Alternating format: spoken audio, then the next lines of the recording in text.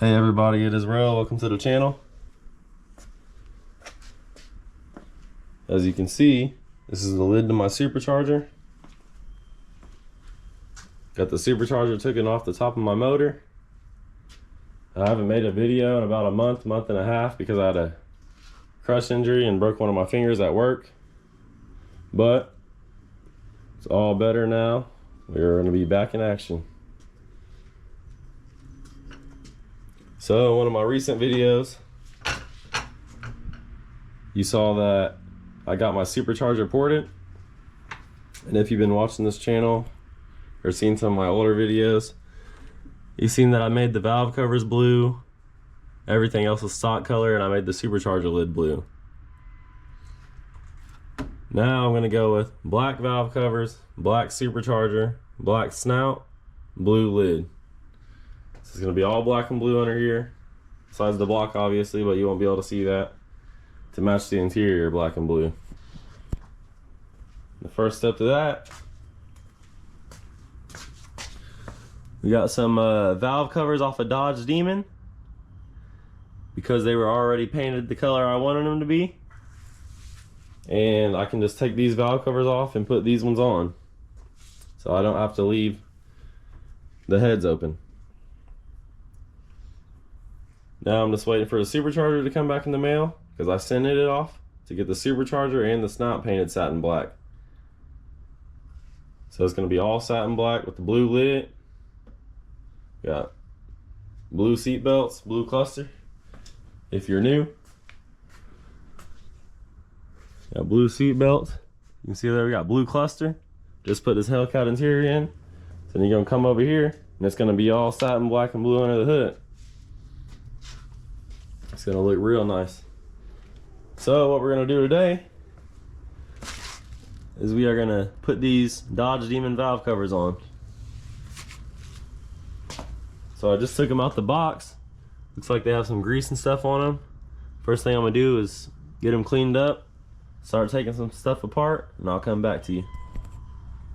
Okay, as you can see, I just took the coolant reservoir off with the supercharger coolant reservoir off with the coolant lines.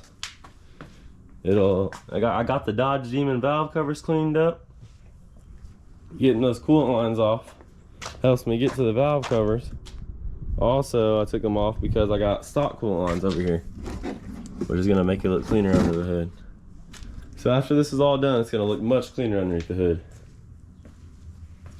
So I'm gonna start by taking these fuel injector plugs off the valve cover, and we're gonna try to take the valve cover off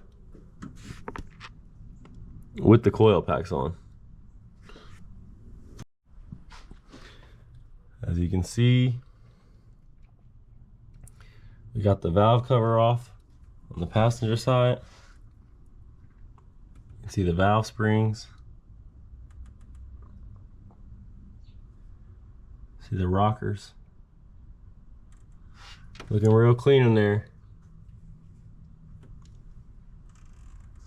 This valve cover right here is a pain in the ass. It was hard to get off. It's gonna be insane to put on. I don't know if I'm gonna be able to do it by myself, because the engine harness right here, the engine harness makes the corner of this valve cover really hard to get on and off. I don't know if you can see it, but right here, there's a bolt hole down there, the corner for the valve cover, and it's like so hard to get this valve cover on and off. So we're gonna try to get this valve cover on. We'll see you soon.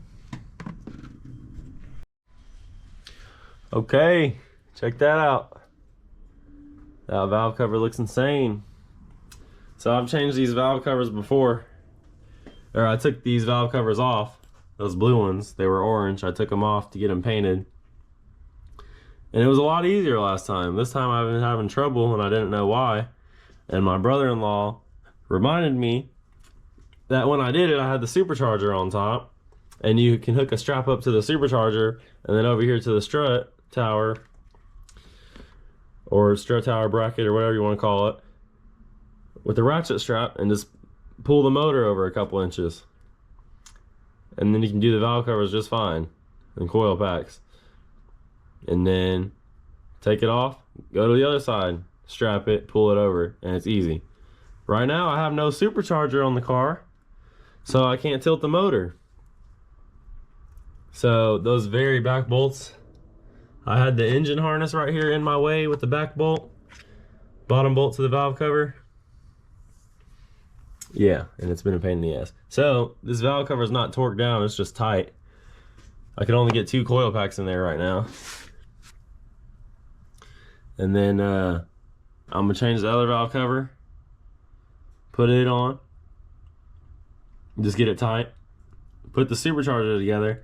I'm gonna make a video on how to put a hellcat supercharger together. And then put the supercharger on top of the car. Then I could use a strap on it, pull it over, and actually torque the valve covers down. Then last, put the coolant lines on. Supercharger coolant lines and reservoir. We got over here. Stock coolant lines. Check that out. Oh yeah, that's gonna look much cleaner. Got this little overflow hose right here.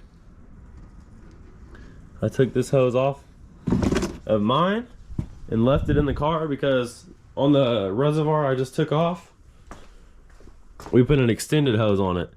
The one that's on the stock reservoir, the hose is only like this long, cuts off right here.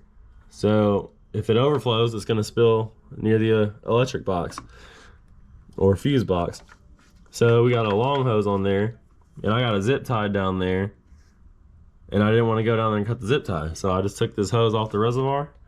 When I bring the new reservoir over here, then I'll put my hose that I had on here, a long one. So next thing we're gonna do is get these valve covers on, or the other valve cover on, and then we're gonna start putting the supercharger together. Okay, so I decided that I'm gonna put the supercharger together, then put it on the motor before I do the other valve cover, because it'll be much easier that way. So that will be the end of this video. I wanted to get the valve covers done this video, but it'll be much easier. So that'll be it for this video. You get a little sneak peek of what it's gonna look like. Gonna have black valve covers, black supercharger, black snout. Got the powder coated royal blue lid with the royal blue seat belts. We had that hellcat interior a couple months ago. And this car is coming together. So that'll be the end of this video. Appreciate the people watching. Get ready for the next video on how to build a hellcat supercharger.